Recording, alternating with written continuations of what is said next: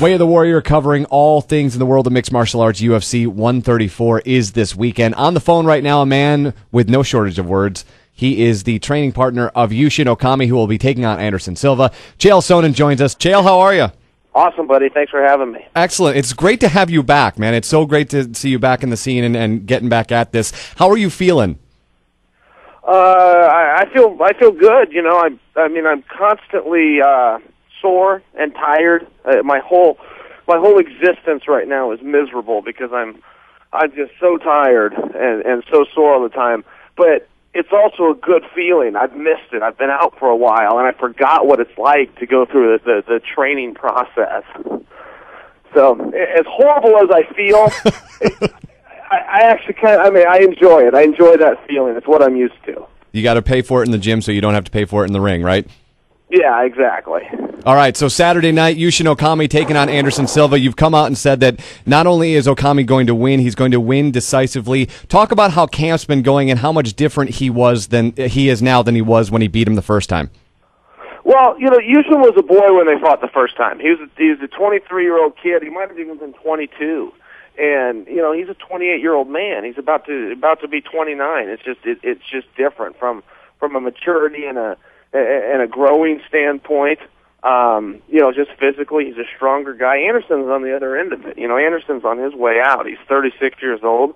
He's as slow as the day is long. And he's not hungry anymore. You know, right. Anderson's a rich man. A rich man can't fight. Okami's poor. Listen, he was out here. He's got 5 guys with him. They're sleeping on the floor, crammed into a hotel room. Anderson just put $2 million down on a mansion in L.A. A rich man can't fight. Doesn't have the hunger, right? He doesn't have the hunger. It's just not the same drive. It's not the same work ethic. It's not the same deal. And Anderson knows that. This isn't just me saying that. Anderson knows he's got big problems. He tried to get out of this fight numerous times. As soon as they declared Okami the number 1 contender, Anderson's camp came out and said, "Oh, no, you know, he's not the right guy. Give us somebody else. You know, give us anybody else." So it's one of those deals, and you know, Dana White doesn't work that way. You don't tell Dana White what to do. The more you say, "I don't want to fight that guy," the more likely it is you're going to be fighting that guy, and so they shot themselves in the foot on this one. Absolutely. UFC 136, you're going to be taking on Stann. You've said, win or lose, you want to take on Anderson Silva. You get past Anderson Silva, and the next stop would obviously be at Okami if he's got the belt. Is it different? You fought Marquardt, who's a friend of yours. You say Stann's a friend of yours. Is it different to fight a friend that you helped train to win the belt? Would that be a whole different sort of mindset? Yeah, and you know, Yushin and I have fought before. So it would be a rematch, but you know, I fought Yushin as recently as last Thursday. It was the last workout he did before we left, and it was a fight, and that doesn't happen very often. Usually, when you're in practice, you're sparring, and there's a tremendously different tempo. And when you're sparring with a guy who's 10 days out from a world title fight, you find that you're just in a fight. Right. He's got that different mentality. Everything matters. Every position, every move, every shot. And before you know it, we're in a fight.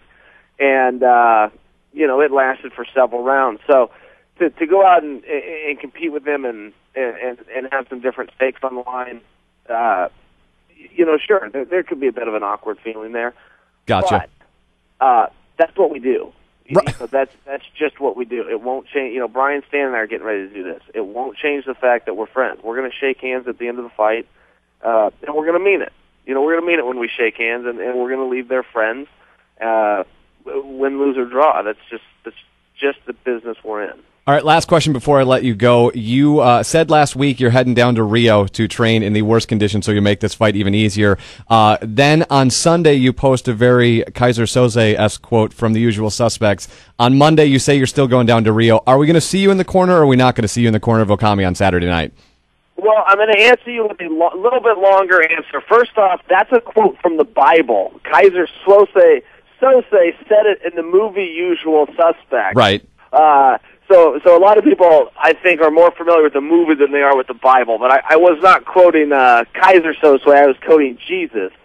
And secondly, I will not be in Rio. I have a ticket to go. I was going in support of Yushin, and it's become a bit of a distraction.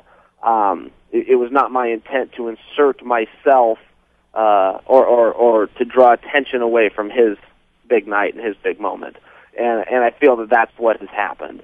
So I think it's best that I stay out of it and he just focuses on his night, his opportunity. It's about him. It's got nothing to do with me.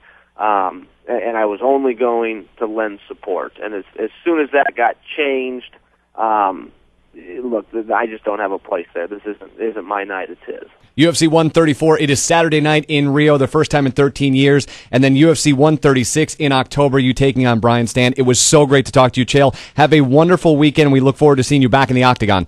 You do the same. Thank you, buddy. Take care.